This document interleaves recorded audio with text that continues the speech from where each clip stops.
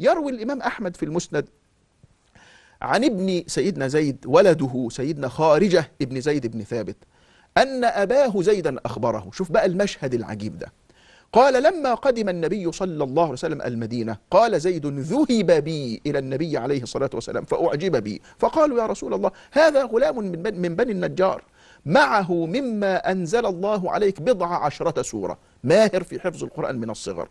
قال: فأعجب ذلك رسول الله صلى الله عليه وسلم، وقال: يا زيد، تعلم لي اللغة العبرانية، فإني لا آمنهم على كتابي.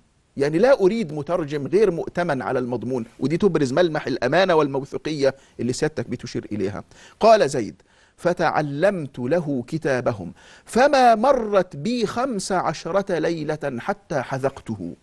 يعني أتقن تعلم اللسان العبراني أو السرياني في 15 يوم، يعني استطاع أن يتقن لغة في مدة 15 يوم. ثم قال: فكنت أقرأ له كتبهم إذا كتبوا إليه وأجيب عنه إذا كتب. الله!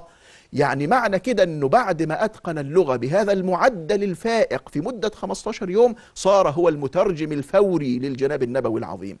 الإمام الحافظ ابن كثير في كتاب البداية والنهاية يقول لك إيه: وهذا ذكاء مفرط جدا. الله!